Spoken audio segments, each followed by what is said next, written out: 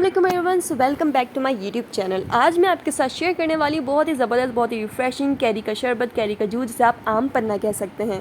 गर्मियों के मौसम में बहुत ही ज़्यादा रिफ़्रेशिंग और बहुत ही ज़्यादा मज़े का लगता है। अच्छा जी, यहाँ पर हमने जो है वो 2 कैरियाँ ले ली हैं बड़े साइज़ की, उनको हमने छील लिया है और कट कर लिया है। गुठलियाँ हमने रहने दी हैं कि गुठलियों के ऊपर से भी काफ़ी उतरेगा। पैन के अंदर हमने कैरियों को कट करके डाल दिया। इसके अंदर जो है हम 1 गिलास पानी ऐड कर देंगे।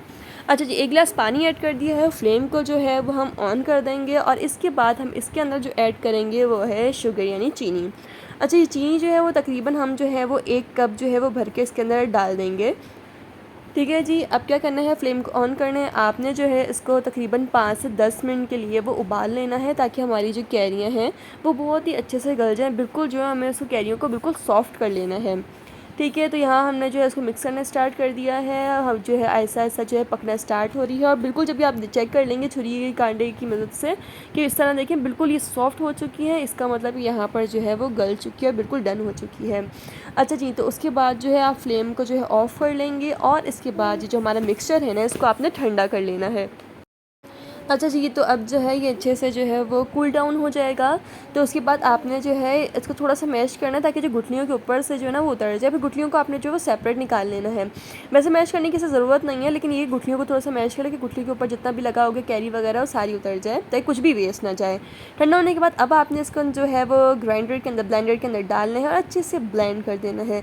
ब्लेंड करने के बाद जो हमारा बिल्कुल जो स्क्वाश होता है, यानी मैंगो स्क्वाश के रॉ मैंगो स्क्वाश कैसे कैरी का स्क्वाश जो है वो रेडी हो जाएगा। अच्छा, अब आपने इसको छानना है, क्योंकि जो कैरी होती है उसके जो रेशे जो आ रहे होते हैं, ठीक है, उनके जो रेशे बाल वगैरह जो होते हैं आम के कैरी के, तो वो जो है मुंह में आते हैं बहुत बुरे लगते हैं।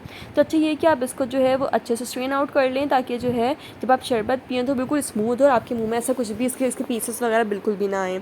अच्छा जी, आपने जो है अच्छे से इसको छान लिया। देखिए वो जितना भी था एक्स्ट्रा सब इसके अंजाली के ऊपर हमारा रह गया है, सारा स्ट्रेन हो गया है।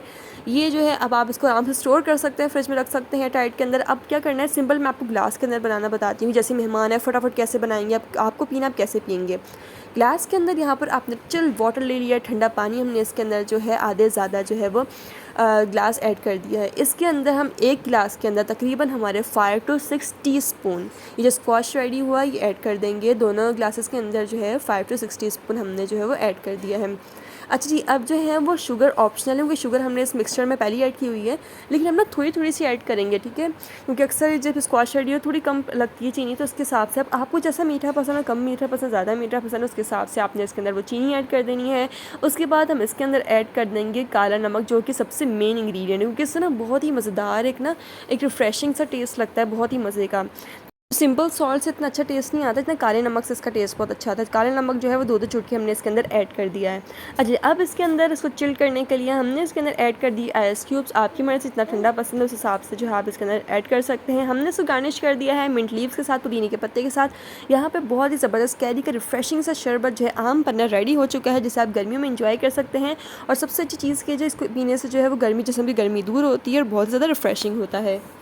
आई होप वीडियो आपको पसंद आई होगी और इसे आप जो है वो ट्राई ज़रूर करेंगे।